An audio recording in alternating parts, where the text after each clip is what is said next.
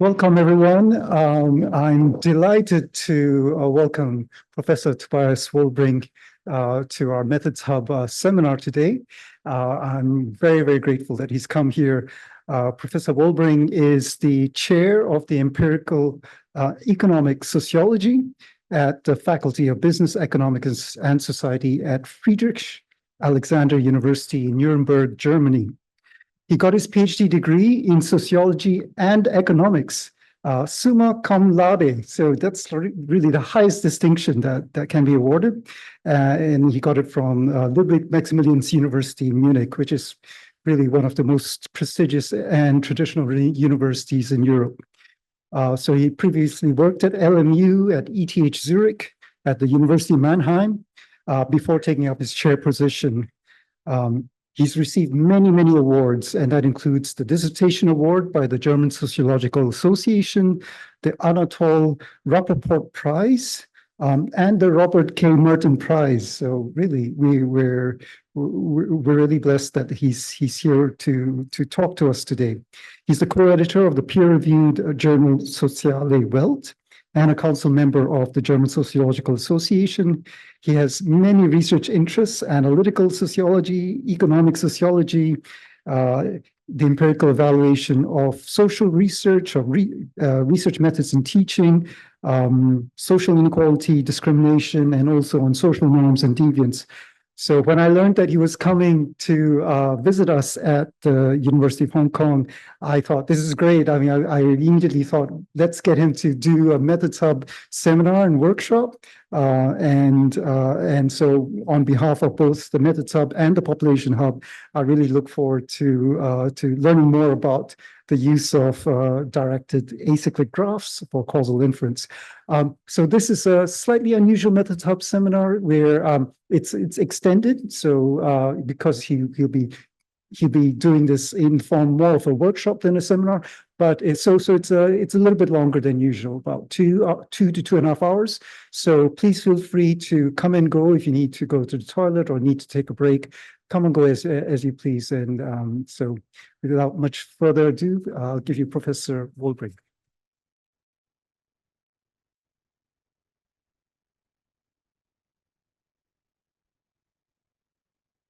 Yeah, thanks to Tarani Chandola for the nice introduction, and I'm very happy to see so many people appearing to this workshop. So much interest at HKU to topics of causal inference. That's, I think, a very good sign for the faculty. So when I was asked to do a workshop, I was thinking about like what could be the right kind of topic, and I decided to choose the directed acyclic graphs because it's, on the one thing, I think something that's really important and useful in applied research, but at the same time, that's not as well known as standard methods for causal inference. And so also when I was preparing for the talk, I was struggling a bit of finding the right level because I knew the audience will be quite heterogeneous. And so again, instead of choosing something where you need to have some knowledge in some statistical software or something like that, I decided to choose something where works without these kind of specific knowledge. So nonetheless, I wanted to ask you, first of all, was like a short hands up about something, so I get some idea about the kind of audience I have in front of me. So those of you raise quickly the hand just who are like master students, bachelor students attending here. So no worries, there will be no questions asked or something. So then PhD students. Okay. And then I guess the rest is non-PhD researchers. And then from the backgrounds, the disciplines you come from, so geography, communication and media, politics, psychology, okay, social policy and administration. And then I guess, again, the rest will be mostly sociology. I know there's some people also from other departments, but don't go into detail here. And then finally, I think the question about regression I should not ask, but I guess all of you have also heard about the issue of confounding. Who has heard about the fundamental problem of causal inference? I know there are some who must have heard about it. And then I will not ask about the colliders because this is usually then something that is related to the directed acyclic graphs, but just to make sure to have around the right level, and I try to adjust like the speed I'm taking in some topics and not others. So what I planned for today, the outline, is to first start with some joint background about causal inference, the counterfactual model, and observational data. And that is important because I will motivate the use of directed acyclic graphs by that, because in the end, we will see that for using experimental data, but especially also observational data, we have some assumptions we need to make.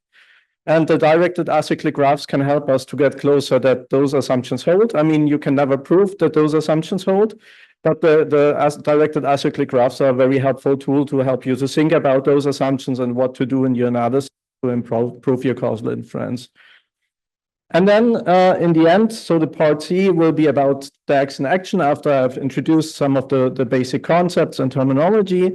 And we will look at one example in a bit more detail about weight and wages. So this is related to some older research I've done before, and where I also published paper on using DAGs and with this kind of topic. And then you get to know our specific software. We will open a website, or I show you how to do it and how to analyze it. And then we will try to have a short exercise. So again, when I was preparing the workshop, I was expecting like a seminar workshop, like 20 people maybe. So I also originally had like Mentimeter and these kind of things. But then when I heard this is a lot more coming, I decided so maybe just do it together to solve those exercises. Okay, so let's start with the first part. So the counterfactual approach to causality is a very common approach nowadays in statistics and also in the sciences when you talk about causality. And it has a long history, a long tradition, so you can already find these ideas in publications, for example, by John Stuart Mill, like the 1806 born. So he already had many of the important ideas that we are nowadays using when doing causal inference. So you find quotes like this.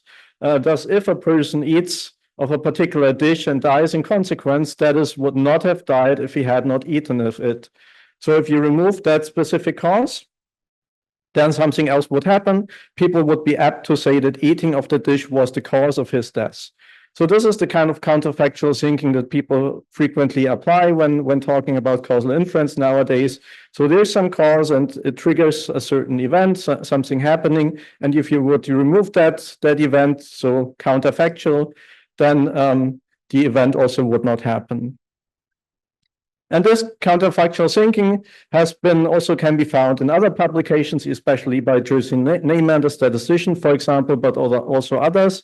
And then this has been around a long time. And then I think around the 1970s, there has been a big breakthrough by Donald Rubin, a number of papers, first published actually in Educational Psychology, where he tried to more formalize this kind of counterfactual thinking.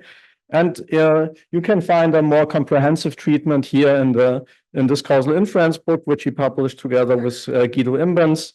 But this is maybe not the easiest start to read. Is a more comprehensive and very technical treatment, but still, if you want to go in that direction, I can recommend. So the starting point of this counterfactual model, sometimes is even called the Rubin causal model, also Rubin himself rejects that, is that you can think about a binary treatment, like think about a hypothetical experiment where some people receive some treatment, others don't receive a treatment. You have two groups. You have an outcome that's continuous. And then, at least in theory, you could imagine that for each individual, you can have two observations. So one outcome with the treatment, another without. And that's basically what we will use for defining causal effects. So those kind of potential outcomes here. And for each individual, in theory, at least, you could have both. So when you start with that point, then you can say, okay, individual causal effect is just the difference of those two potential outcomes at the individual level. That's not complicated. We just take the difference. And then when you're thinking about groups, I mean, as social scientists, we're usually interested about like some kind of macro phenomena very often. Then we can just like take the individual differences for each unit and then average over that. So take the sum here and take the average. And you can rewrite that like this and have the average treatment effect at the group level. So it's not very complicated. And of course, life would be wonderful if in applied research, everything would be as easy as here. But we will see it will not be that easy. And that is basically the fundamental problem.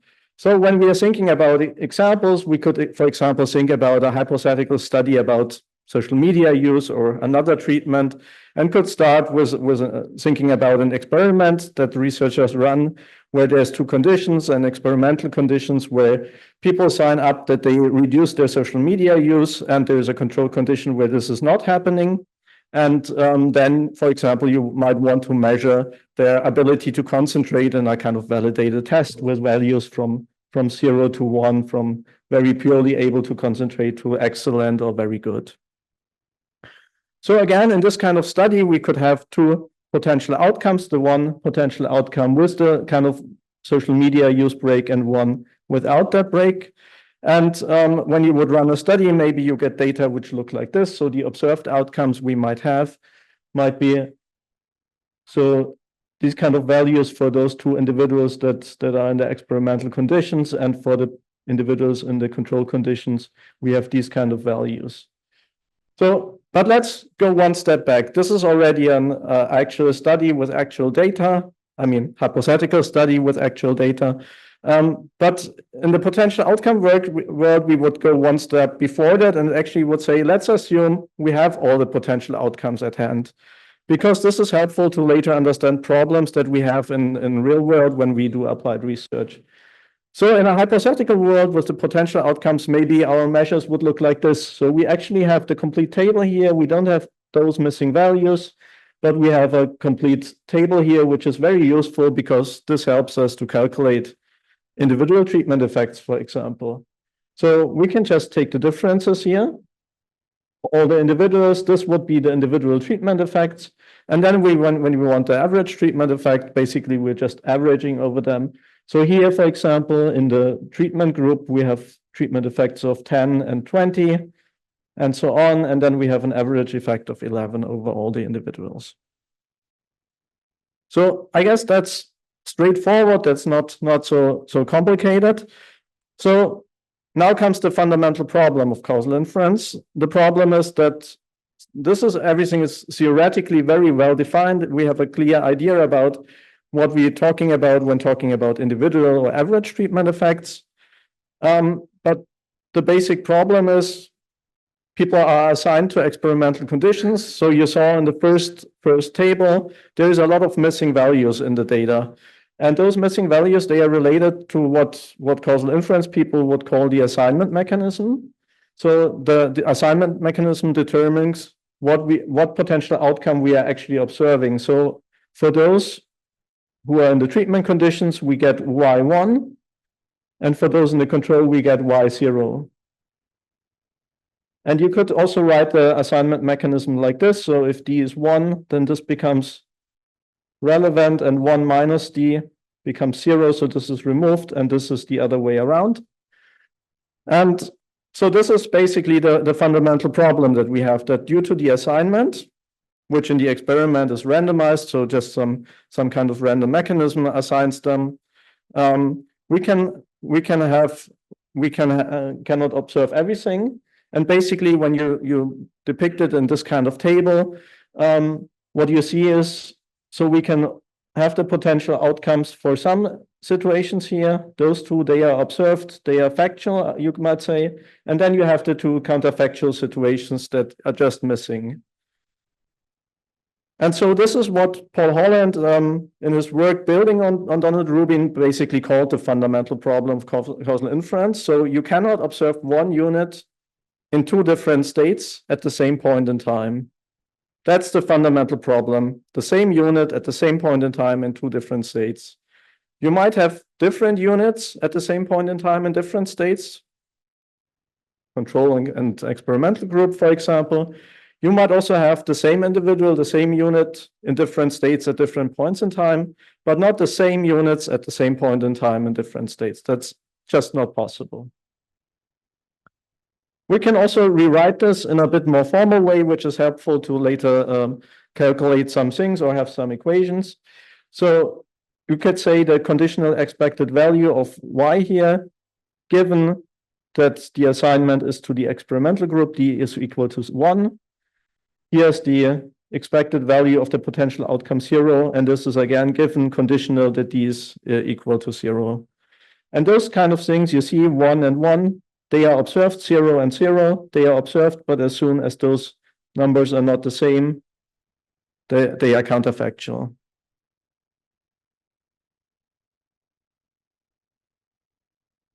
So we come back to our equation for the average treatment effect that we already saw before. So we defined the average treatment effect as the average over the individual treatments effects, and we saw we could rewrite it in this way.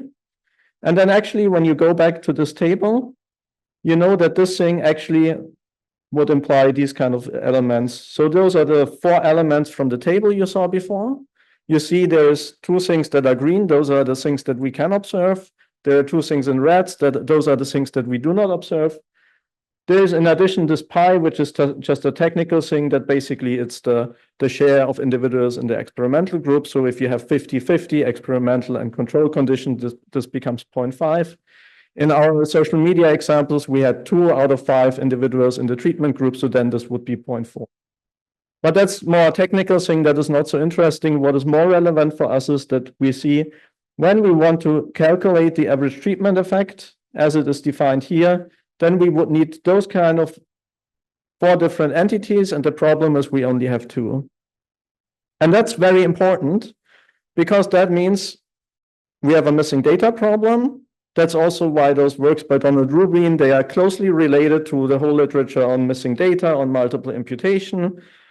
And that is also important because that means always when we want to draw causal inferences, always, then we need to make assumptions. There is no other way around. So because we have missing data, we have somehow need to get information out of the data and make an assumption that this kind of information we draw from the data, the extracted information, tells us something about the missing data. And this will always involve assumptions. Sometimes those assumptions are weaker.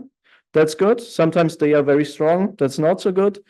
But that will always be the case. So, and that's already the first important learning from the potential outcomes framework, that basically we always need to make assumptions, and there is no causal inference without assumptions. So with the experimental world is still very nice because we have the random assignment, and it helps us to make those assumptions maybe more plausible that we are making. But I mean, this talk today is about observational data, not experimental data. And that's maybe the more common case. So just many things we cannot study using experimental methods right away.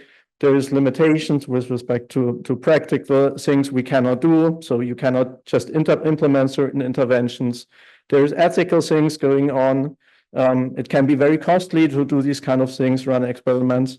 So very often we end up with observational data. And so for the social media use, you might also have the idea, well, we didn't run an experiment, but maybe we have a data set where we have some information on social media use. Some use these kind of things a lot. Other people use it much less. And we might just classify them as in 2 types of groups. And then again, for whatever reason in the survey we can use, or we are collecting data, we have also some measure of the ability to concentrate, may it be a survey or a test. And then we decide to move on to just take the average value for those 2 groups and then compare them. So what you would basically do in this kind of things, and sometimes in the literature you find a name for this kind of estimator that doesn't sound so positive, so it's called the naive average treatment effect estimator. Is basically you're estimating, so that's where the hat is coming from. For those that are in the treatment group, the outcome that you measured, so the ability to concentrate, and then you have for the group who's using the social media much less, also a measure of the ability to concentrate, and just take this comparison. And basically, what you're doing when you're calculating, you're trying to estimate your causal effect based on this kind of naive estimator, is basically the assumptions you're making is that So this is the actual equation that we would like to use in the best possible cases, but we cannot. So we have here for the treatment group some measures, and here for the control group. And we're basically assuming, okay, we are willing to make the assumption that from this kind of value for the treatment group, we can learn something for the control group. So this is counterfactual. And we would make the assumption that basically those in the control group, they would react to the treatment in a similar way as the ones that we could observe in the treatment group. And the same here in the other direction. So for the control group measures, we would assume they are informative about something that would go on in the control group in the case that there is no treatment. So these kind of counterfactual scenarios, we would make these kind of assumptions. And the reason why you find the word naive in the literature is basically that in most of the cases, this is not a good idea to assume that this is a good estimator for the causal effect. You can find different kind of decomposition of the bias that you have involved in this naive estimator. You can find it in Engres-Pischke, for example, in an econometrics book, but also find a different decomposition of the biases in the book by Morgan Winship. But the important point is there will be biases, and they usually have two kind of sources. So if you take that naive average treatment effect estimator, you can rewrite it as the ATE. So this is good. There is something of the causal effect we want to retrieve actually in the estimator. But then there is two elements. So the one is what is called the baseline bias. So without the treatment, the potential outcome for zero. Without the treatment, maybe the two groups might also already differ. So think about selection into the treatment kind of cases. So maybe individuals who are heavy social media users, they are already very different in their ability to concentrate even without the social media use. And then the second thing is what is called treatment effect bias, or sometimes just you can call it effect heterogeneity also, is that the treatment effect for those two kind of groups, they might differ. So I didn't introduce this so far. This is called the average treatment effect on the treatment. This is called the average treatment effect on the controls. And so if those two kind of treatment effects are different, then again, you might get a bias, at least when you want to estimate the average treatment effect for the whole population. So again, it might be in our social media case that those kind of groups, they are self-selected, and for whatever reason, maybe some groups, they might be more vulnerable to social media use that might have more negative effects on their ability to concentrate than others. So then this would be a problem. So here we are now, we have the naive estimator, we have our observational data. And the question is, now we saw there is a bias involved very likely. And now what can we do? So what we need is an assumption. And one way how you can write that down is called the conditional independence assumption. Sometimes in the literature, you also find this assumption called the ignorability or strong ignorability assumption. But I will go with the wording of the conditional independence assumption. So in this textbook I mentioned before by Morgan and Winship, they also abbreviate it as the CIA. So this is easier to remember for certain reasons.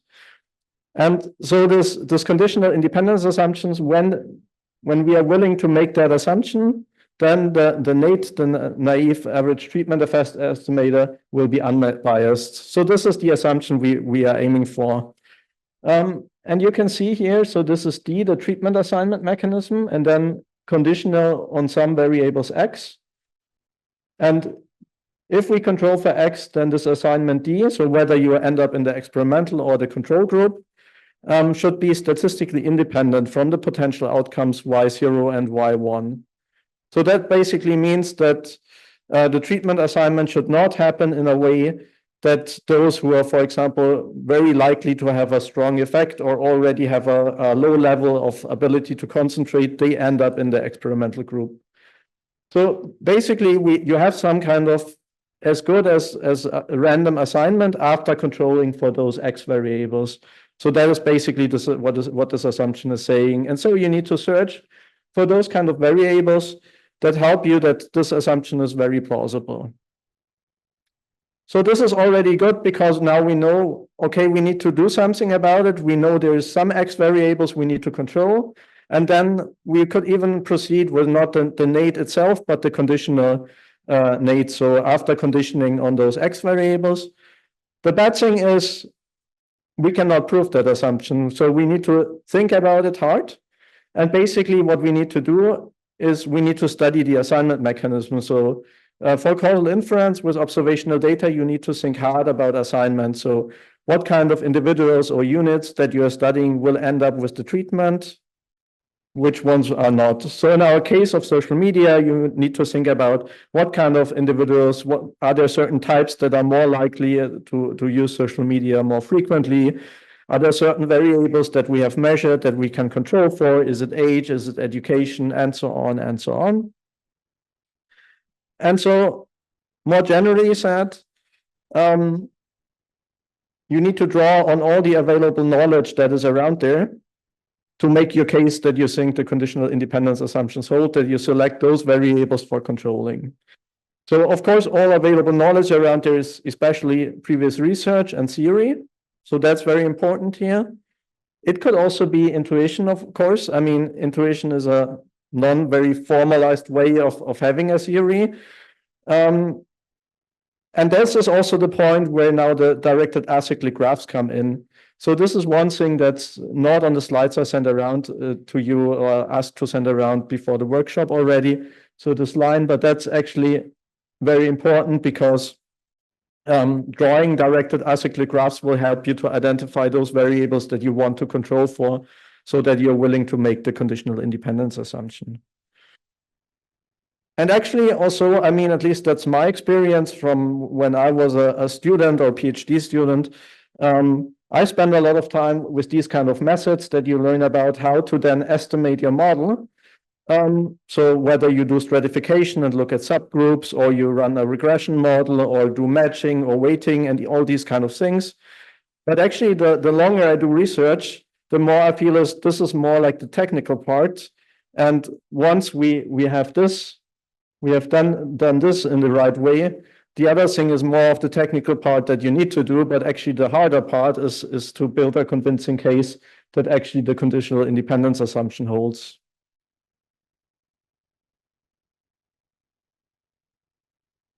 So I hope this was a good motivation for you to spend more time thinking about directed acyclic graphs and get to know them.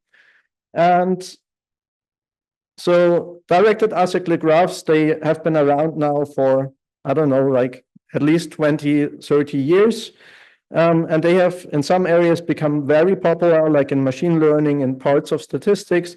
They are like standard tools, I think, in epidemiology. And they are now increasingly also used in different social and behavioral sciences. We have different speeds to what degree and how fast they are adopted in sociology or in political science and so on. But now everywhere you see that popping up. And why they are popping up is actually they bring together the two things that you need for causal inference here. On the one hand, you have a very rigorous tool that can be very helpful to analyze things in a rigorous way and find out which kind of variables you want to select.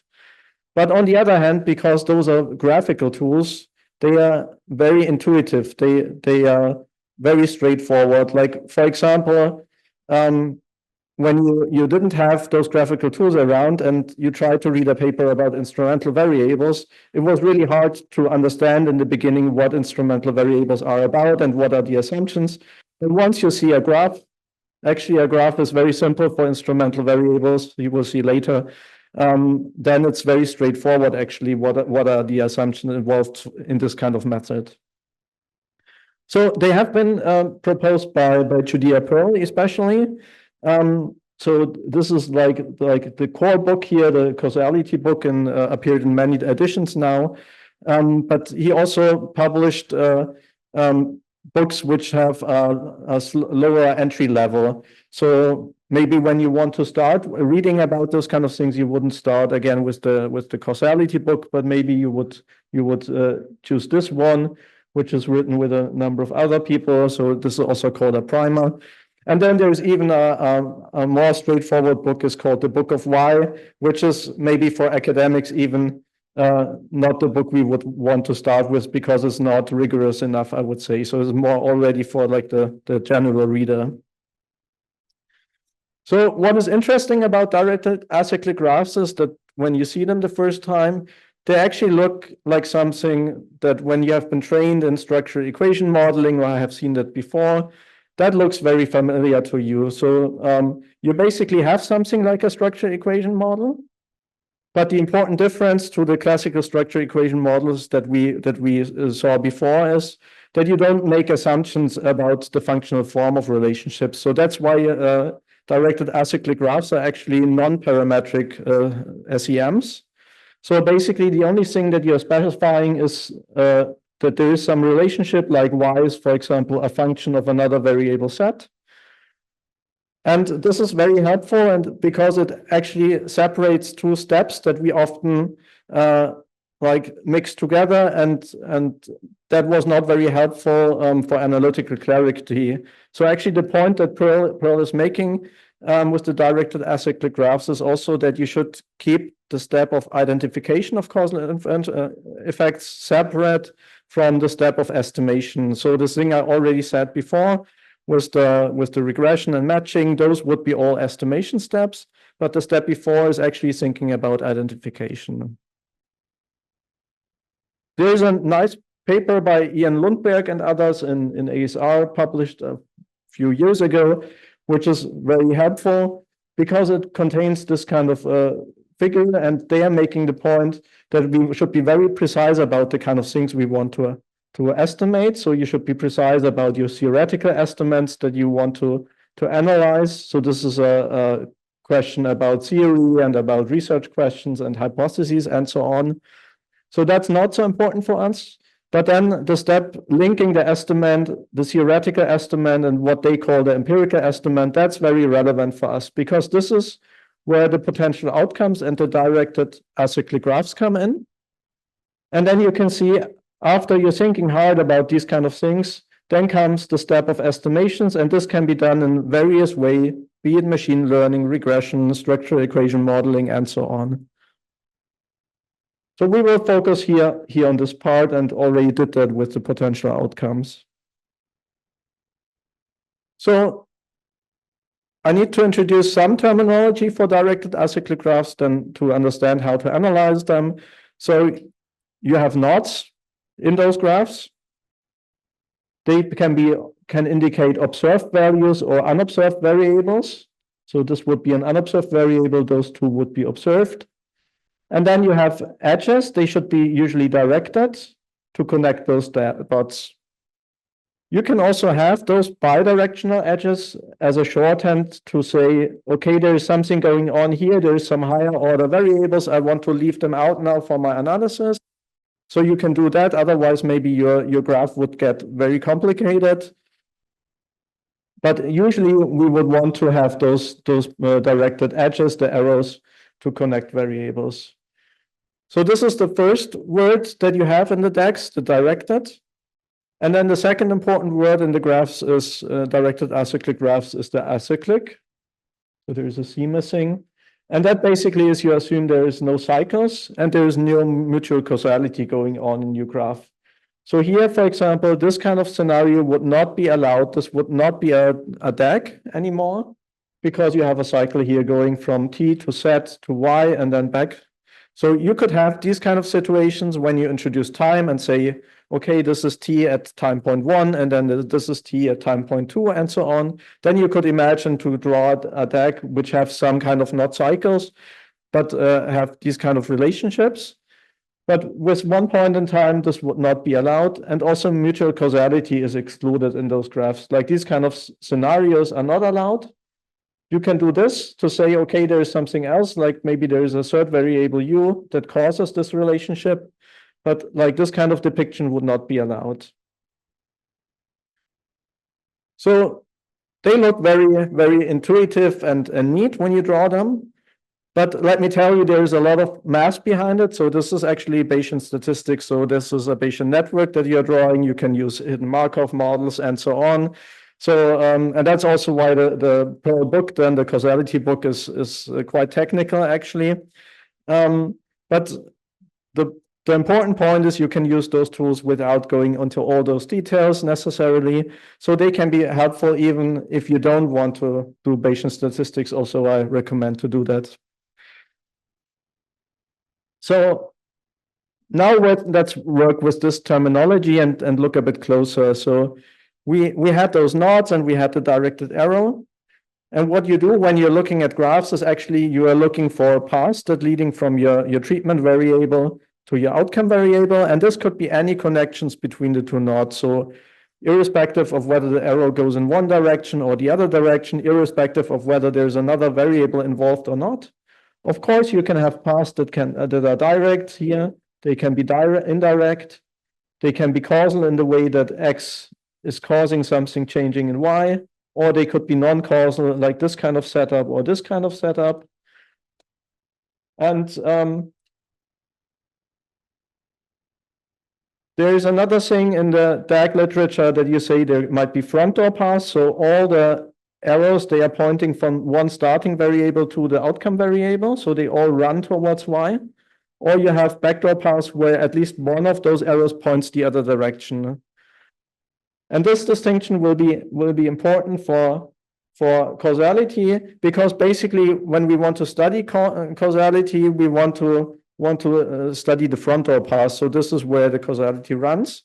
And we want the backdoor path to have a certain situation, what you would call they are closed. So let me show you what I mean by that.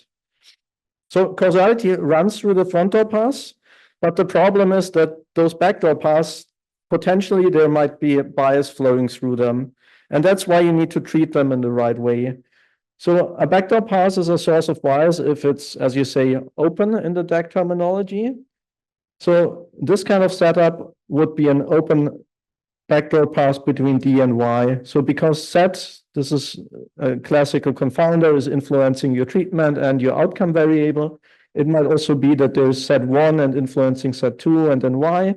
So here you really want to get rid of that bias. You want to, as you would say, close the open path here. And you can do that by controlling for that variable, be it doing stratification. Say Z has only two groups, like group A and B, and you just like run the analysis for group A and B separately, or in a regression, you control for that kind of variable. So these are all ways to close those open backdoor paths. However, you also have backdoor paths that are already closed when you look at them. You don't have to do anything. And actually, when you do something, things will get worse. And that's important. And this is something that I think is new when DAGs have been introduced that people were not so aware of. So before that, usually people, when they were running regressions, they were just searching for a lot of X's and were trying to control all of them. But in these kind of setups where you have a C variable where the arrows actually collide, that's why those variables are called colliders. Actually, when you control for them, you're creating extra damage, you're creating extra bias here in this kind of situation. And that, of course, you want to avoid.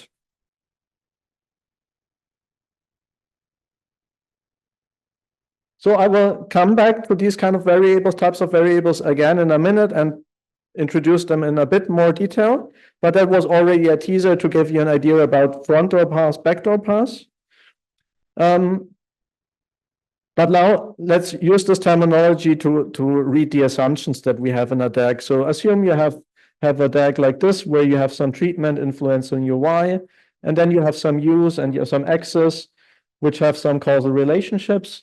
And then what you would do when analyzing this kind of graph is you're first looking for all the paths that are connecting D and Y. And so you have one direct path here from D to Y.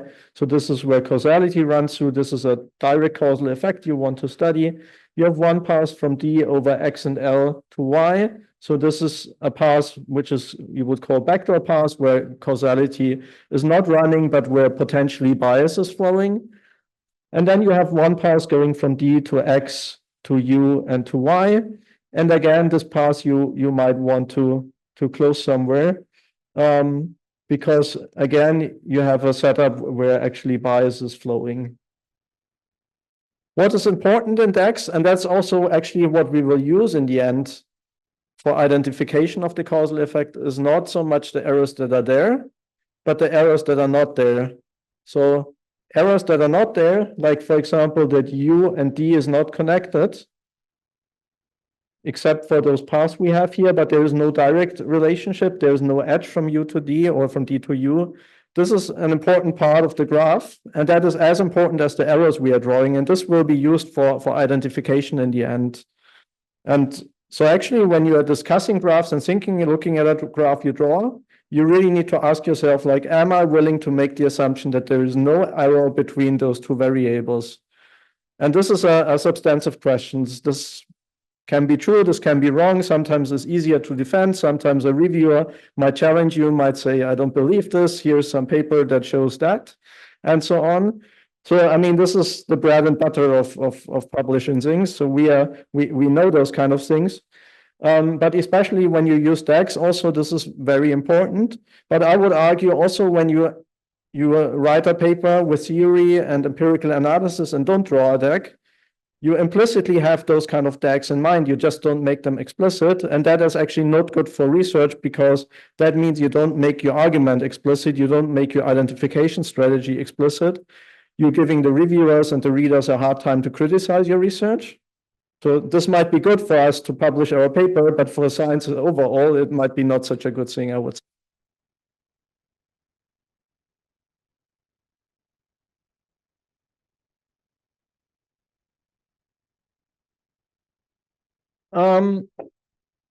So I already introduced front-door paths, backdoor paths. I already introduced quickly the idea of open and closed paths. And to have this more systematically, it's good to think about when you have a setup with three variables. So you have a treatment variable, an outcome variable, and then you have a third variable. Then the third variable basically can have three different structural positions in this kind of graph. And this kind of classification, what kind of position that variable is in, affects how you need to deal with it.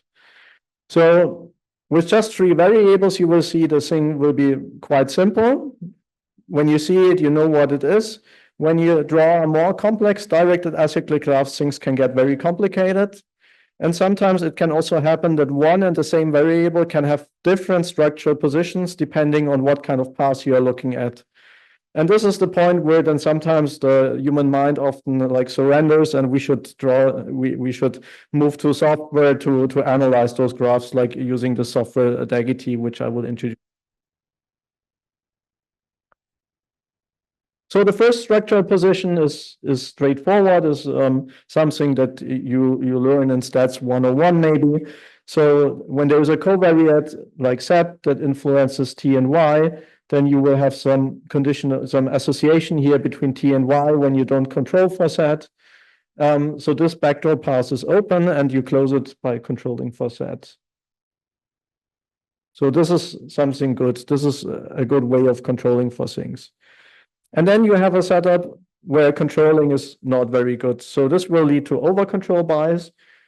And that's also where DAGs, I think, have made the most important contribution. Basically, when you have a variable where the two arrows collide, so you already have a situation because of the colliding of the arrows where this backdoor path is already blocked. And now when you control for it, you have well intentions. You're thinking, oh, this variable C, it should be somehow related to T. It should be somehow related to Y. What you're actually doing is by controlling for C is you are introducing a conditional association between T and Y, which hasn't been there before. So this will lead to biased estimates. And that means that basically the kind of strategy that sometimes some people used before, like I control for everything, no worries. And I also, I mean, when I started doing research at that time, that was also more common, and can also be accused of having done those kind of control for everything strategies. But basically, that's not a good idea, because these kind of variables C you really should not control for, because you introduce new bias that hasn't been there before. So the interesting thing about those colliders is that you can classify a whole number of things that have been known before as special cases of this more general collider problem. So let me show you a few examples. So This would also be a collider situation. You see TX, so the errors colliding here. So it doesn't have to be the simple case where there's no force variable or more variables involved. So this would already be enough. There is a backdoor pass here between T and Y. C is a collider because the errors collide. And so when you look in the literature, you find a whole bunch of things that are actually collider biases or special cases.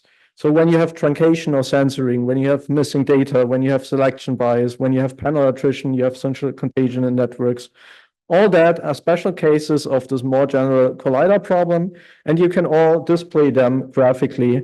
So we could start, for example, with sample selection. So suppose you have a T variable, Y variable, and you have some unobserved variable that you didn't measure for whatever reason. So this actually doesn't look very troubling. But now the point is, you can already see, if you think about colliders, there's actually only one variable where two errors collide, is the Y variable here. And this is actually happening, for example, when you have truncation of the income measure. So suppose you have no high earners in your sample, which frequently happens to all of us working with existing surveys or running our own surveys. So what you're basically doing then when you analyze this kind of sample, you're controlling for Y. By controlling for Y for this colliding variable, which at the same time is your outcome variable, you introduce some conditional association between T and U. That means there is a backdoor path opening from T over U to Y, which, depending how strong U and Y are related and how strong your truncation problem is here, has consequences for your effect estimates. You also have a collider problem when you have survey non-response. So when you have T and Y and both of your variables might affect the likelihood to respond in your survey. So let's say in our social media example, like social media use influences the likelihood to respond to the survey. And at the same time, the ability to concentrate influences the willingness to participate in the survey. Then again, you have a setup where the response likelihood is a collider variable. And when you only analyze those data with those people responding, that's what's happening again, conditional association. And in the worst case, even if there's no causal effect between those two variables or from one to the other, then still you might find something in your data here. So those are well-known problems, as also the panel attrition. They have been not known as special cases of colliders. There's other things that are where you need to think more about what is actually going on. And in the literature, you find this famous Bergson paradox, which also Pearl is connecting to the collider problem. And this is something that is less intuitive than the other examples of collider bias. And that's why back then, when I read that, I tried to simulate some data to illustrate what is actually going on. So this is a real toy simulation just to illustrate the Bergson paradox to you. So suppose you want to study something like this: stronger networking of researchers increase publication output. So you heard in the introduction by Tarani that I have wide interests, and one of them was also in the sociology of science, or is still in the sociology of science. And so in this kind of research area, you might want to ask these kind of questions like, does it help to network to publish? And then we might assume something else, that basically those kind of things, they might feel helpful for academic success. They might influence your academic status. And this is basically my simulation structure. I assumed there is no effect of networking on publication likelihoods, just for the sake of simplicity. And I assumed there's positive effects of both variables of, like, for example, becoming a full professor in my simulation, but that is not so important. It just influences how strong the effects will be and the pattern, but that's not the main point. The main point is I want to show you what is happening actually in such a situation with the collider bias.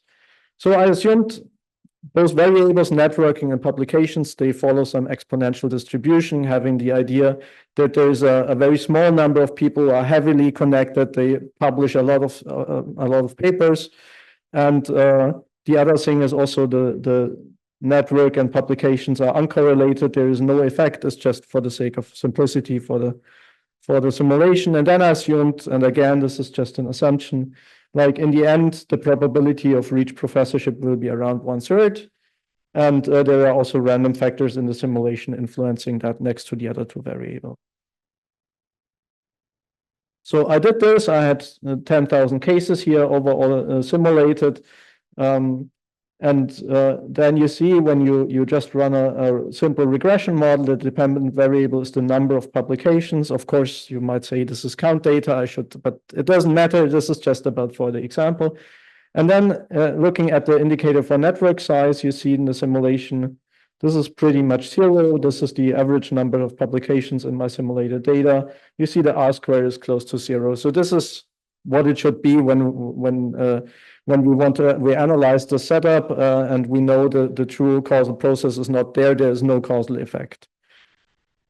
Now suppose for whatever reasons you have a sample of only people with full professorship or not, and you run the analysis separately for those kind of groups. So, I mean, at least in Germany, this is happening that for practical reasons, only data for German professors are collected, none for the other academic staff. And then you run that analysis, and then what you find basically is network size has a negative effect, is significant, depending on the p-values you choose, you might also say is highly significant. Also, for those who didn't reach a professorship, in brackets yet, you find a negative effect. Of course, you see the constants differ, which makes sense because the number of publications should have a positive effect on the likelihood to reach the academic status. And so with these kind of analysis, you might end up with the conclusion that there is an effect of network size on publication outputs and that this effect is negative.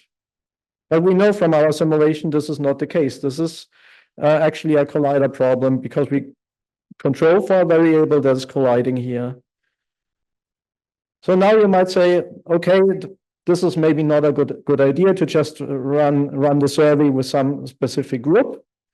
And I might agree with you that this is maybe not the best idea here in this situation. But I think what is really happening a lot is that people think like I should control for that variable academic status and just have a dummy indicator in the regression model, for example, controlling whether somebody is full professor or not. I mean, when you think about this kind of control for everything strategy, you would say, yeah, I think those kind of people, they have more publication output, so I should control for the level of publication output for this group of people. Maybe they also have a different degree of connectedness, network centrality, or something than other individuals. So again, when I control for that, this is what is happening. So this is some kind of weighted average of those two effects. So again, we introduce some collider bias. And this is also was one point when I saw this in the simulation where I got really scared that in the past I did things wrong, because I think this can happen very quickly. And of course, this is now about academic status, but always when you have selection processes going on, you need to think about whether there is some collider process going on. And that's where we are. So we got to know confounders, we got to know colliders, and just to complete the list of variables, third variables, what kind of structured position they can have. Of course, there can be also variables that are called mediators. So very often in the social sciences, they are particularly interesting for us because in the Perl terminology, you might say there's a front door path leading from T to M to Y. And why are they so interesting for us? Because when we study them, we study those mediators, we might learn more about the causal mechanisms that are behind. I mean, we have a lot of talk about causal processes, causal mechanisms, and so they can be very interesting variable for us. So this is desirable to get a deeper understanding of what is going on about the generative mechanisms. What is sometimes happening here, just for completeness, is that sometimes people control for those mechanisms, for those mediators, and then they think, okay, when the effect disappears, that's actually something, there is no causal effect going on, but this is a wrong interpretation. So when you control for M, for the mediator, that does not mean that T has no effect on Y. It just means there has no direct effect from T on Y. if you control for M and the effect of T on Y disappears. So this is something that maybe for many of you is straightforward, but still when you look in the literature, you sometimes find these kind of things like people controlling for intervening variables, and then they are interpreting this not as intervening variables, but actually like confounding variables. And so one example from my master's class, so those of you who heard the department talk, they have some déjà vu, but yeah, Arthur?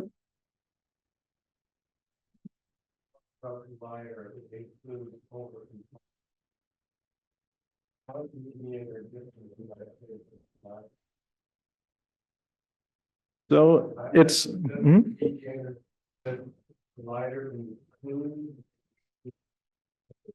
yeah, so it's a good question. So it's two different kinds of over-control bias. So for the collider, it would be an over-control bias irrespective of whether you want to study the total effect of T on Y or the direct effect of T on Y. However, from the mediators, it would be only an over-control bias if you want to study the total effect. So if you're really interested here in this direct effect of T on Y, that would be totally fine to control for M because you want to get rid of all the indirect effects and only want to study the direct effects. But so for the colliders, it would introduce bias for both estimating the direct and the total effects. And for the mediators, it would only be a problem, an over-control problem, if you want to study the total effect or, yeah.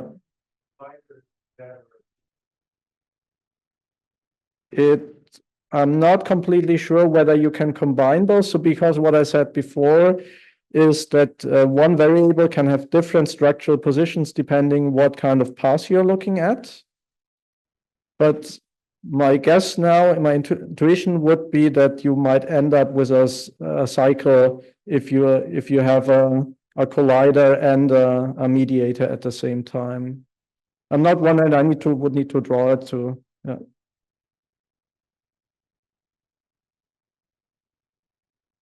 So one example for this kind of wrong handling of mediators is from an example from my own research, and I don't want to spend too much time on it, but just to give you an idea what I mean by this kind of over control by controlling for mediators.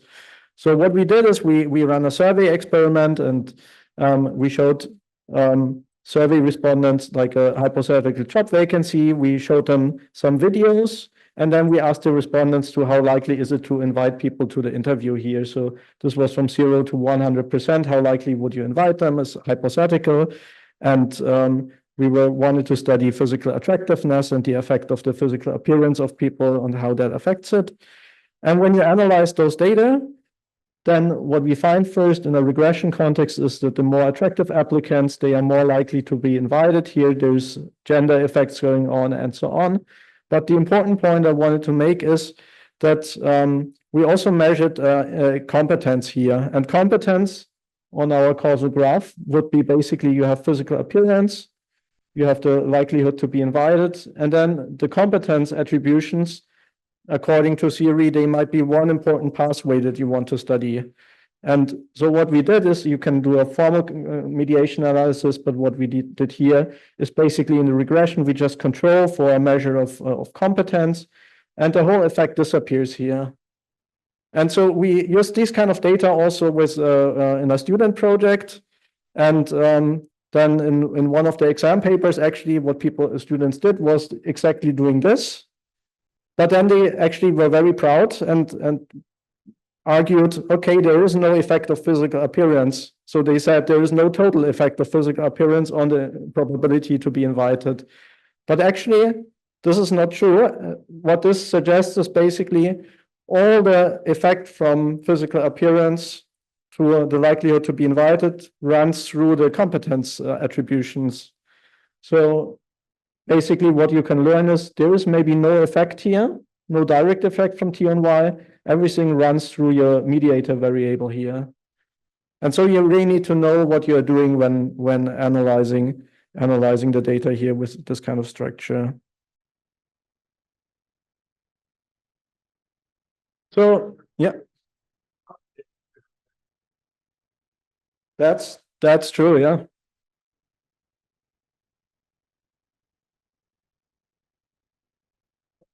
It could affect your appearance, and then of course that would be a problem. In this case, we had an experiment, so the causal ordering of the variables was clear. But yeah, with observational data, you could also argue in that direction.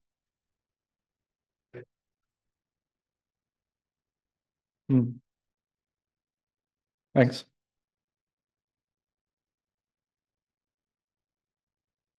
Okay, so we had those different types of variables, but I mean all the others too. If you have questions at this point, something was unclear, or you want to follow up, then that would be a good point to do so. Yeah.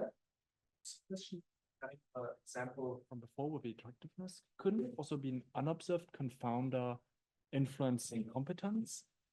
And when we control for competence, we actually just observe the effect of an unobserved confounder on, like, would that be a possibility? So yeah, like another U kind of going to the M. So you would say there would be a U, and this affects M, and this should also affect the Y. Right, and when I correct for N, I'm actually observing the effect of U. Yeah. So in our experiment, I would argue no, it's not an option. So I tell you in a minute why. But again, if you have observational data about these kind of things, you need to think hard and think about, do I have maybe what might this kind of U variable be? Do I have a measure? How can I control for it? So, but that's also why the DAGs literature is not disconnected from literature about research designs. Because what we have here is, what we did is basically, we showed the respondents this hypothetical vacancy, and we also told them, like, you will see some videos of some people here. And because those videos have been deepfaked, basically the content of the video was exactly the same. And also we told them before, like, they all meet the standard criteria and have around the same age. So we try to standardize everything as much as possible to exactly rule out by design all those unobserved variables that with observational studies would be really hard to control for. Yeah. Any other questions?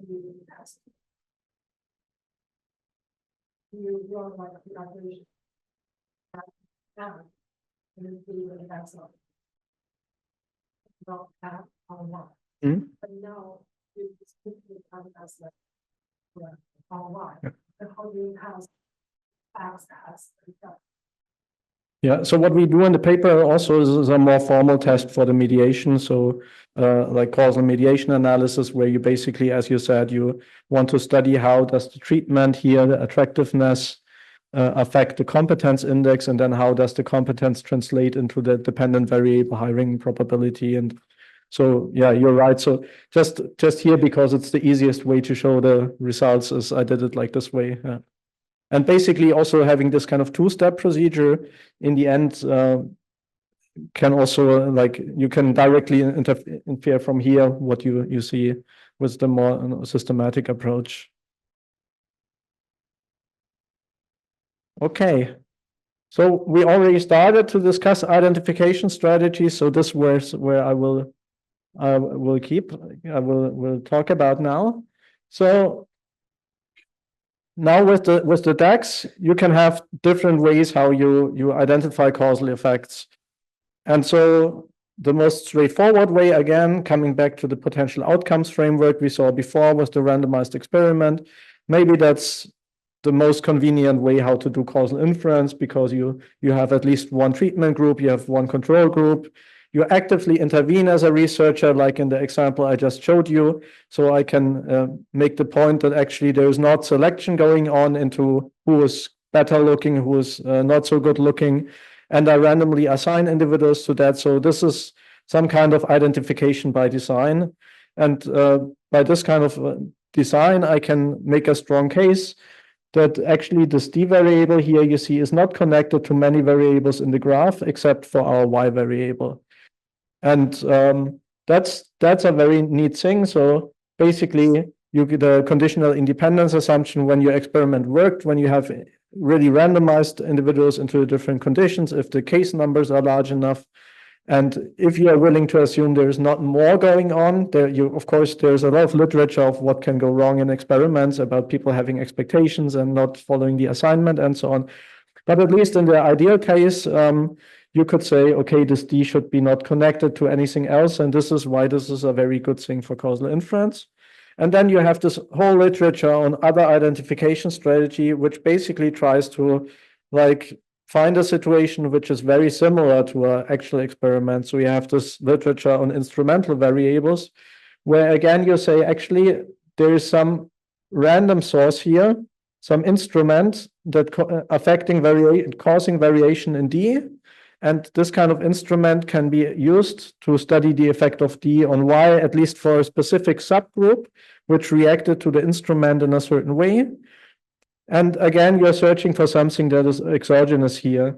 Similarly, when you look at the literature, for example, at natural experiments like regression discontinuity designs and so on, you're basically searching for a situation where this D is exogenous. And so I would all put this together into this one group of identification strategies. They try to do identification by design. You can combine this, of course, with other things. So you might argue you have a natural experiment, but still there's some selection going on, even though it's as good as random.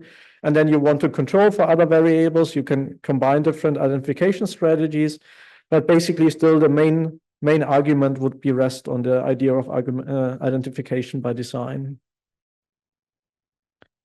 So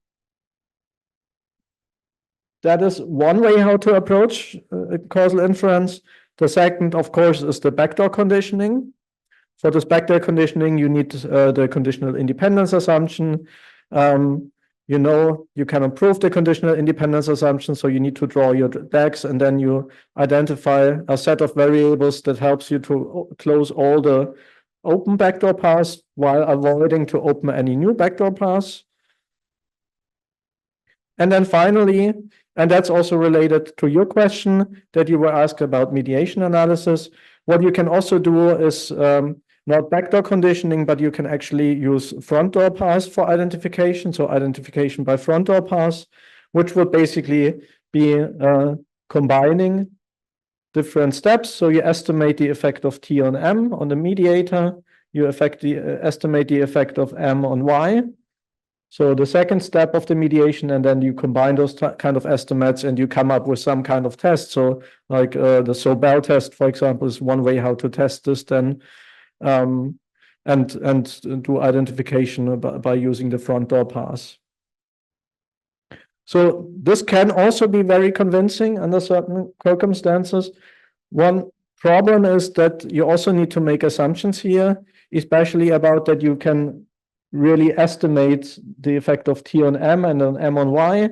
And usually the problem is that it's sometimes, or not often, but it can be a problem that you cannot really isolate those kind of different pathways from each other. So here's an example where this might be a problem. So this is in the Handbook of Causal Inference, I think, edited by Stephen Morgan. So a paper published by Knight and Winship. And so they are basically using the examples of parenthood, like especially motherhood, I think.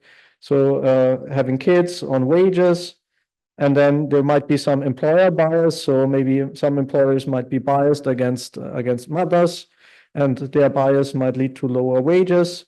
At the other hand, you might find arguments in the literature that having kids might also involve some care time, and that might influence somehow your effort, and by this the wages.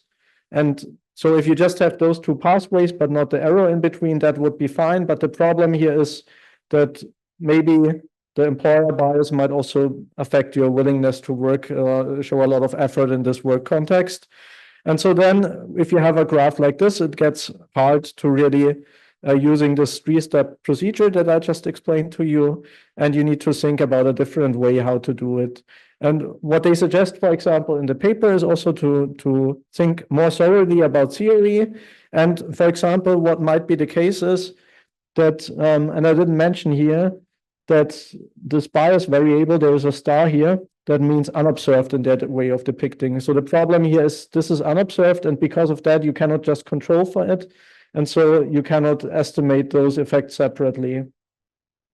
But what you can do is if you have a graph where you're willing to assume, okay, effort influences productivity and then wages, then you can have an identification strategy that works, because now you have another variable that you can use for the estimation, and which helps you to rule out the biases in this kind of graph.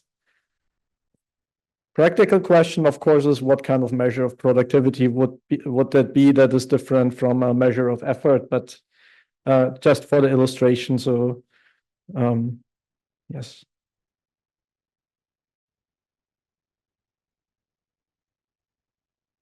Okay, so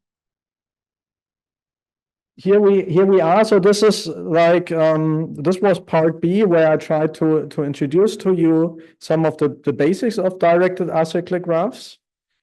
And I think now is a good point to try more to use them in applied research. And so that's why I brought you some examples where we can have a look at. So this application is about weight and wages. And so what I will present to you is not that I argue like this is for sure the correct directed acyclic graphs that you should draw in this kind of case, but just more to give you an idea about how to work with the tool. And so this is inspired by some previous work of mine. So back then, one of my colleagues, when I was a PhD student, she was writing her PhD thesis about obesity and wages, and so we came up with some joint publications. And one of the papers here is also about using directed acyclic graphs for this kind of weight-related income discrimination study. And so basically, in this literature, the theoretical estimate of interest is always like, how does body weight, for example, classified by obesity or other measures, how does body weight influence income? And so for causal identification, this is observational data. Of course, you can also imagine experimental studies using some variation in body weight, like in fake applications, audit studies, and these kind of things. But in the end, when you really want to study income effects, is really hard not to use observational data, but experimental data. So you end up with theoretical arguments whether your conditional independence assumption is really plausible or not. And so you might come up with a very long list of variables. I just selected a few of them. So you might consider using variables like gender, age, customer contact of a job, high school education, marital status. And so actually what we learned so far is that you want to draw directed acyclic graphs to think about the causal relationship of these kind of variables before you decide which kind of variables you're going to include or not. And maybe we try it together to like think about what would your expectations be, not about the relationship of those variables among each other, that would be another step, but just about how those variables, where would you place them with respect to body weight and income? Do they influence it? Are they influenced by it? And so on. So anyone want to just drop something? Like, so maybe what would you expect about having a job with customer contact or not?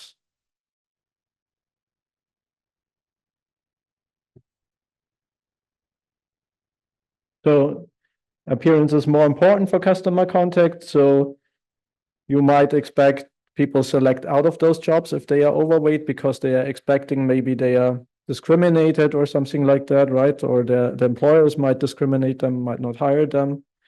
Yeah, so that is one thing. Yeah, and we don't really, you would need to study more about whether customer context actually influences incomes or not. I guess it depends very much on what kind of job with customer contact. So we don't, at this point, maybe don't have a very clear idea about that, but we also cannot completely exclude it that there is something going on here. So we need to take that into account. So high school education. What about that variable?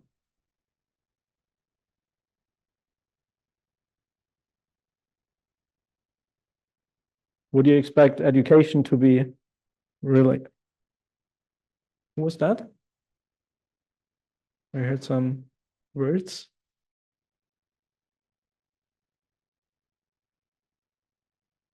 So I would expect education certainly be related to income. So education should influence income at one point in time.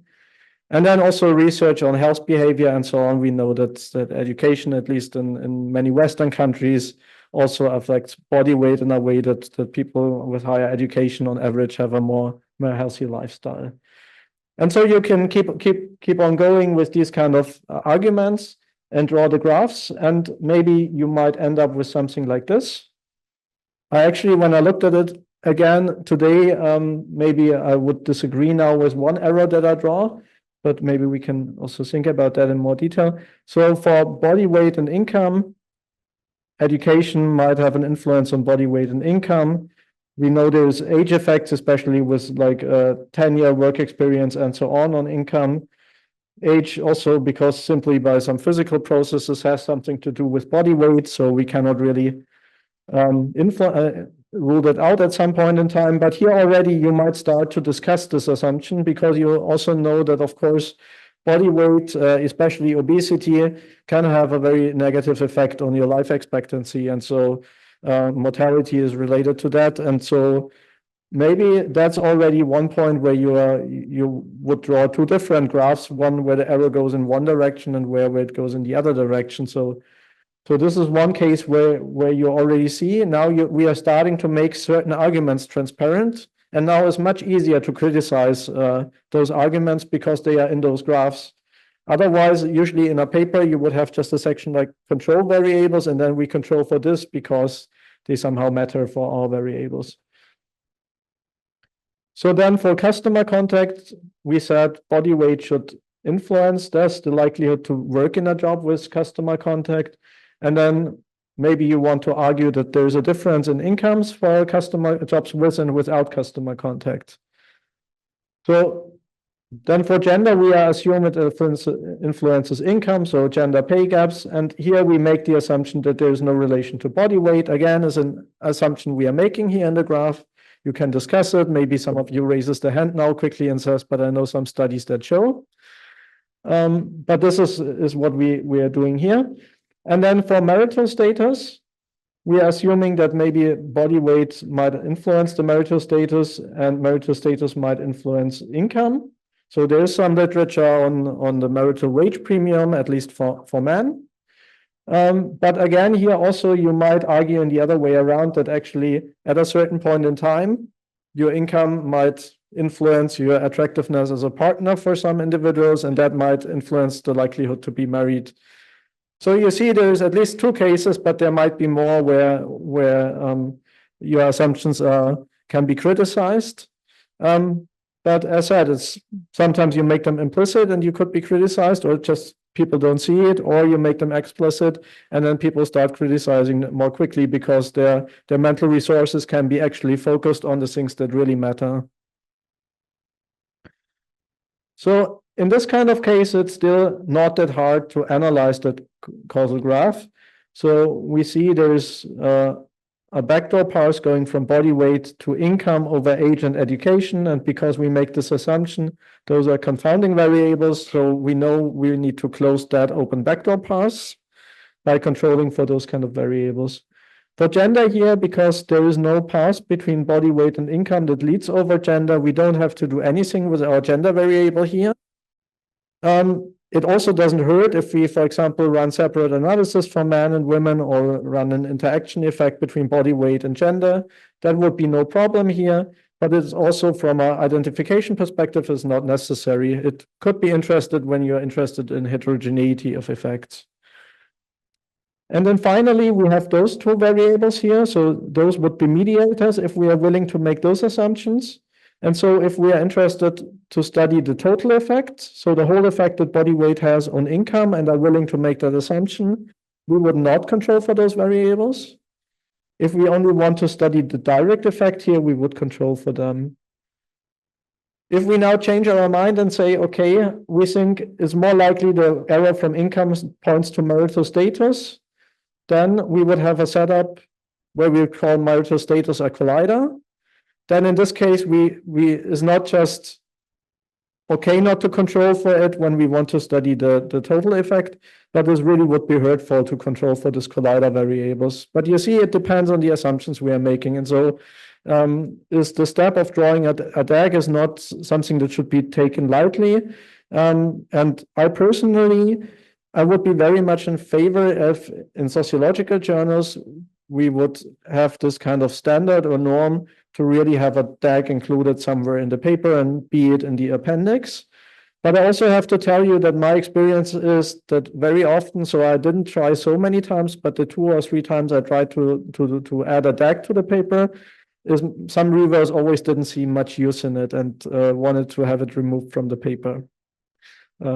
I think it's different maybe in like epidemiology or some more health-related areas of research, but at least that's my experience from sociology. Only when you maybe really have a methodology paper where all is all about identification and you want to publish in sociological methods and research or something like that. I think then you have good chances to have your DAG not removed from the final version, but otherwise, not sure. So I already now by visual inspection mentioned a few things about what we would do, but especially now when we would also start drawing connections between those variables, like, there's some connection between gender and education potentially, or between gender and customer contact and so on. And then when I would show you this kind of graph, our mind would just like have some problems to really analyze this graph. And this is where the software comes in. So I'm not really sure whether there's other software than DAGitty.net, but this is the one I got to know, which is very helpful for analyzing these kind of graphs. And so it gives you a whole number of things and is also very straightforward to use. So basically, they have an app now, but also you can just open the web page. I will show you in a minute how it looks like. So basically, you can draw your graph here. And because this is coming from epidemiology, what you need to define is one variable like body weight here. And this is called exposure variable, which is basically what I call treatment variable all the time. And then you need your outcome variable. So those are the 2 core variables. And then I added here the other variables.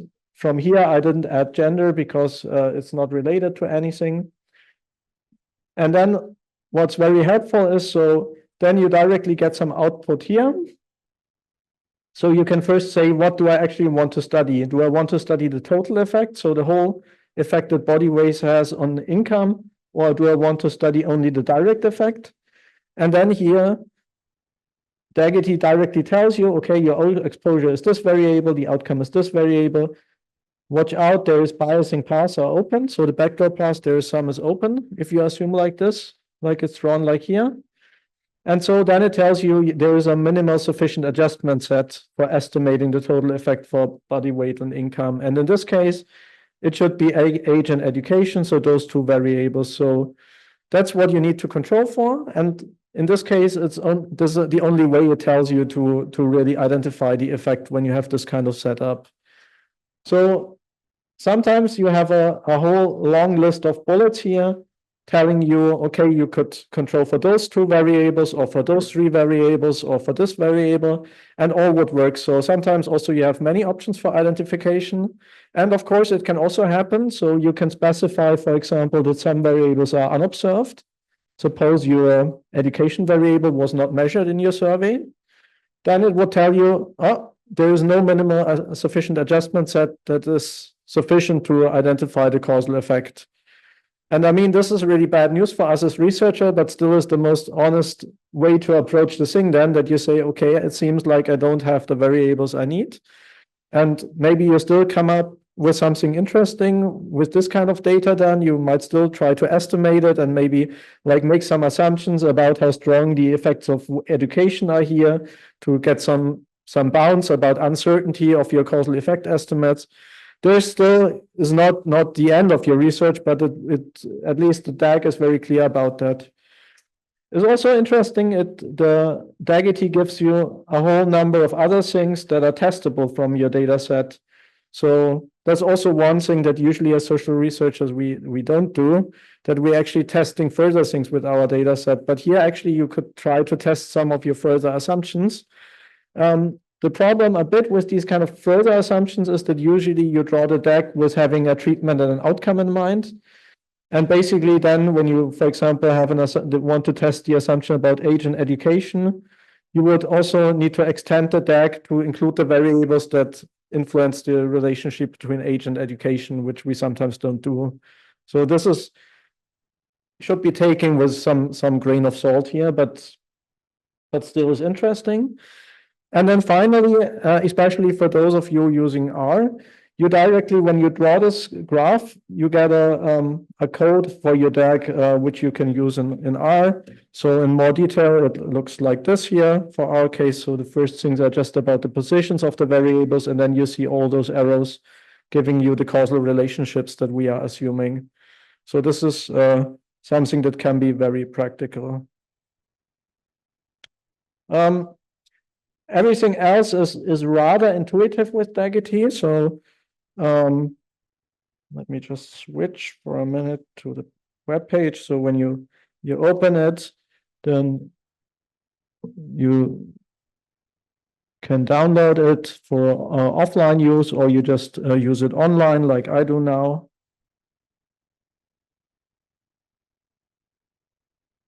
And then that's also good for reproduction. So when you have your model code like I have here, so I'll switch back and just copy that code.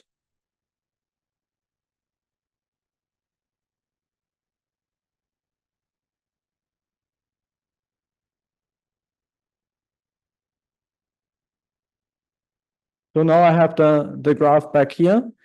And so then you could play around, like you click somewhere and say, okay, we forgot our gender variable.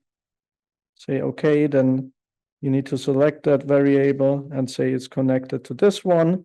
So you have drawn an arrow here, and so on and so on. So you could also say, let's assume the income measure here, the effect of income on marital status goes the other way around.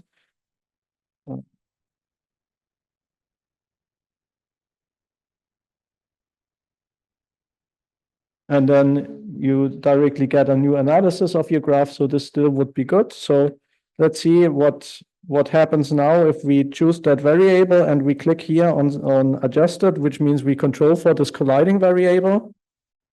So you directly see here, incorrectly adjusted, no adjustment sets found. So the reason is we control for that colliding variable.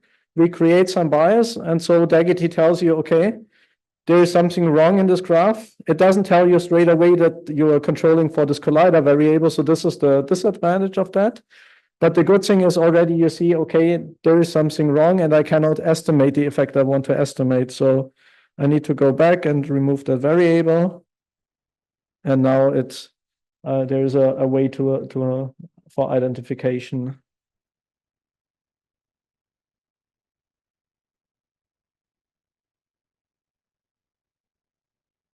So there's more things to do that maybe some of you know more about than I about DAGitty here.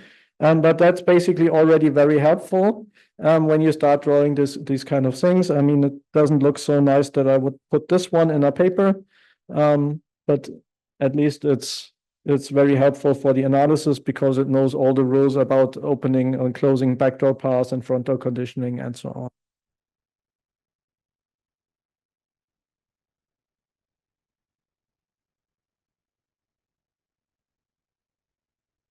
So, and after you have drawn your graph, then basically, so we have hopefully clearly defined our theoretical estimates.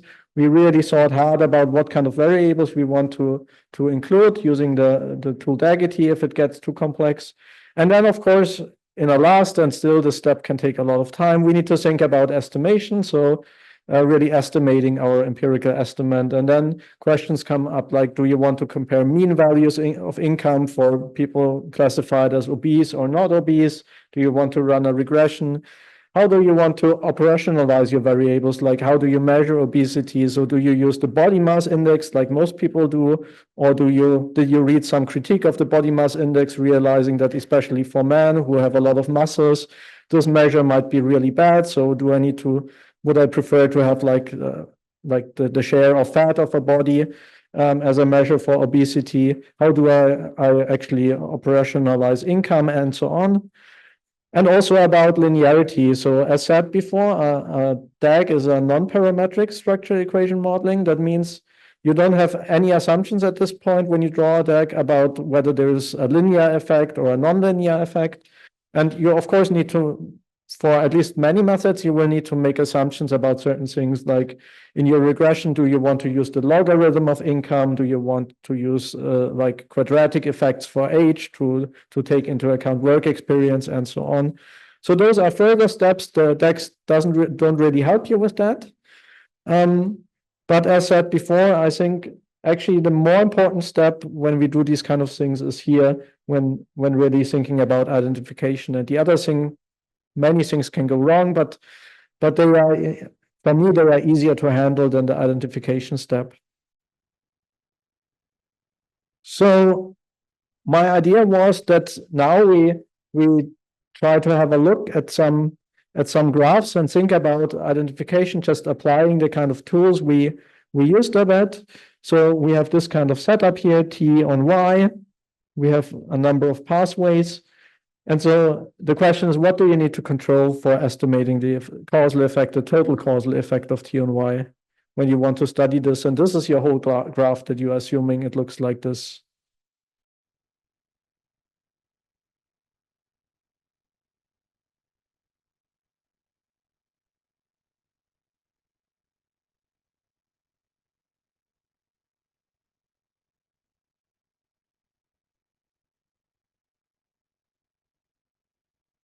Yeah, so the total effect is exactly so that you have this direct effect and you have those two indirect effects. And the sum of those three things, that's what you want to study. And of course, by saying that, it also means you don't have to do anything when you just have this kind of graph. There is no backdoor path open or anything. This is just it, and you just use the variable T and Y, and you can look at their association. Yeah. So then what about the direct causal effect?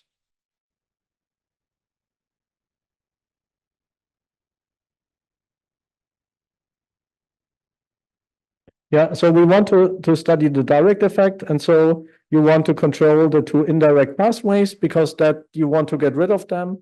And then again, be careful when you interpret those results. This is the direct effect of T on Y. This is not the total effect of T on Y that you would get when you control for M1 and M2.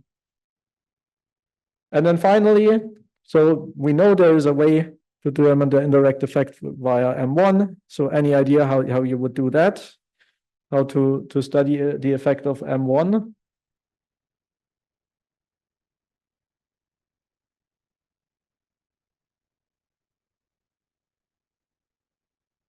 Yeah, so here is, we cannot solve that problem by conditioning because we have this direct effect, and this is hard to do by conditioning because we cannot get rid of this error. So we could control for M2, but then still we would have this indirect path and this effect. So we need to really study the front door path here and study the effect of T on M1 and then M1 on Y. So let's make it a bit more complicated. So we have the setup, we have T and Y, and now we have a lot of X's here around. We have some interesting pattern here. So we have one X number 6 variable, which is here in between, and then we have X1, X3, and so on. And so now we want to study, we want to analyze this effect of T on Y. And the question is, how can we do that?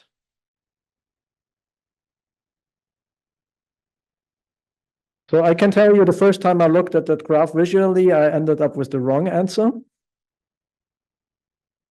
The total effect, yeah.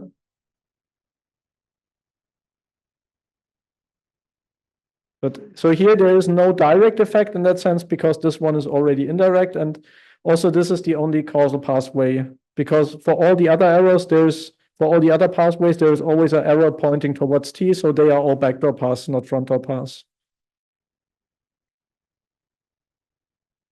So I can tell you what my first intuition was what to do. So I mean, there's another way too, but for the backdoor conditioning, so my first intuition was just to control for X4 because you have some confounding here and you have some confounding here and you have some confounding here.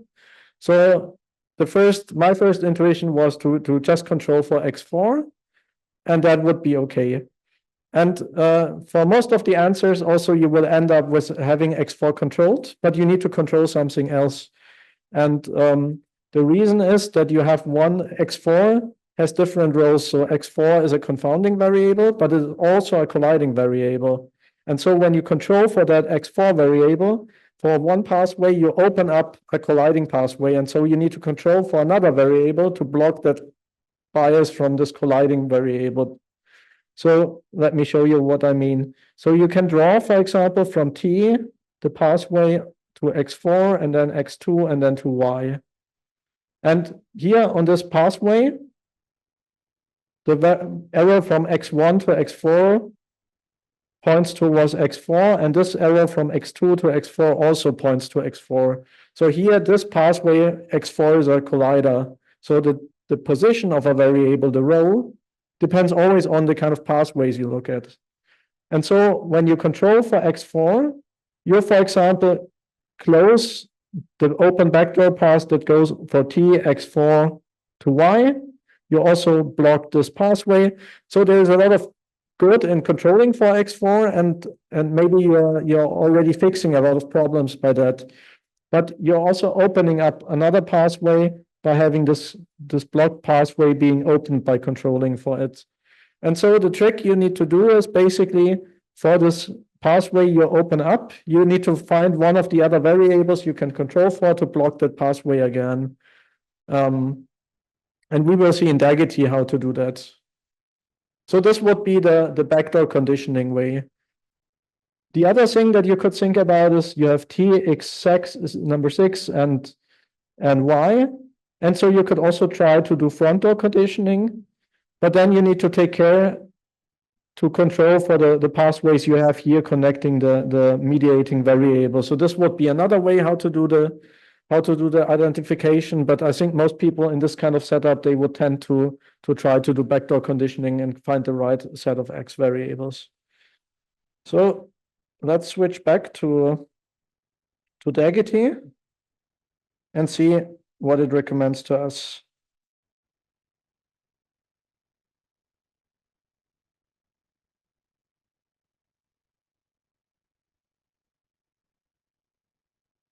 So you have the same setup as before. It doesn't look as nice as before because this was like drag and drop kind of thing.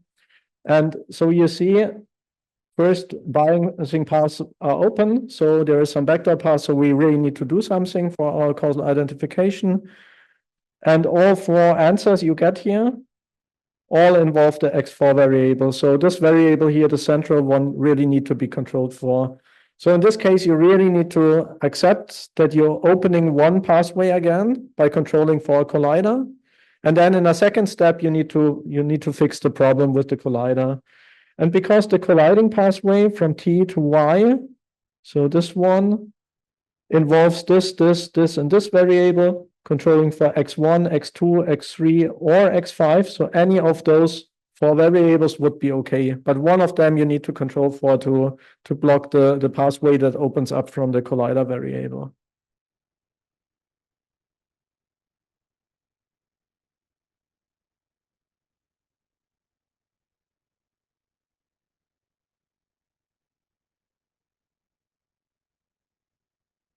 So at first glance, I would also say it could be easier to do the front door conditioning, but then it might get hard it might get hard to estimate the effect of X on Y here. Because here, you, of course, again, when you want to estimate this effect, you need to control for variables, for bias that might come from here. And then I think you end up with the same task as before. But on top of that, you also need to estimate the effect of T on X. So it's also doable, but I think so my intuition first would be also it's easier to do that, the front-door conditioning. But then in the end, when you analyze the graph, you realize it's actually even more complicated than that.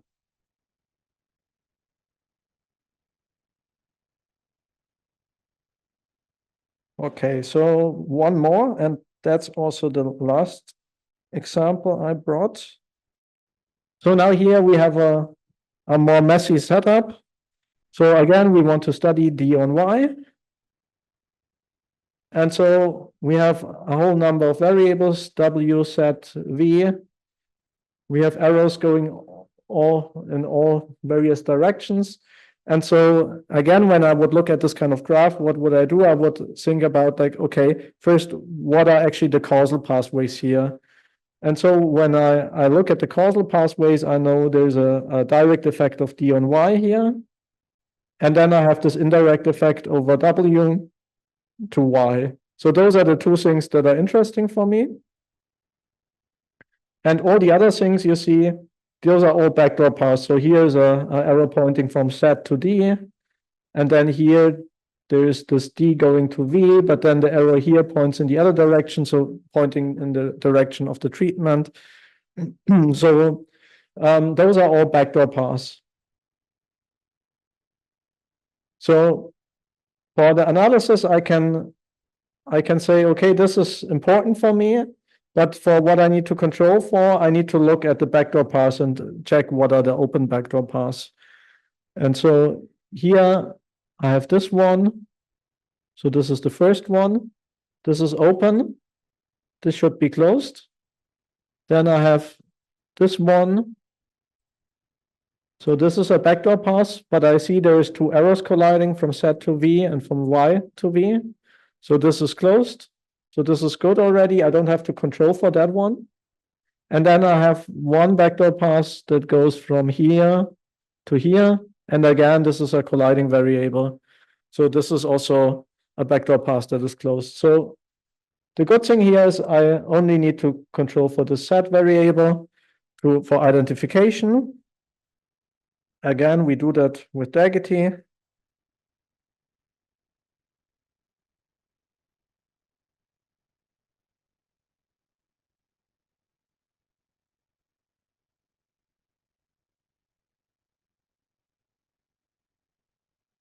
And that's exactly what we are getting. So the path is open here. This variable already is highlighted in red. So this variable we need to control for identification. And this is the only variable we need to control for. So let me show you one more thing that is interesting, when I add one variable here in the graph.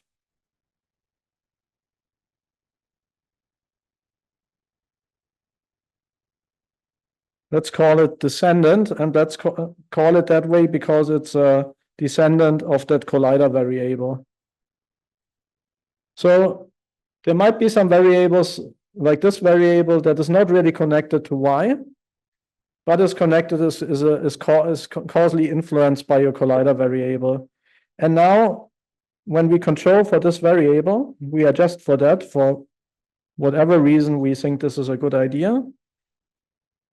That is not, I mean, we are not directly controlling for the collider variable, but controlling for a descendant of a collider variable is actually also a problem. So here, when we say we adjust for that variable here, you get the message incorrectly adjusted, and then your identification, you cannot succeed anymore. So this would be the same, like we don't control for that. Let me remove that again. That would be very similar to controlling for the collider variable, except for that the bias you involve might be smaller because it also depends on the effect of this one. But let's say we could directly control for the collider. What you can see here is you get the same output here incorrectly adjusted. So controlling for a collider or a descendant of the collider is a problem.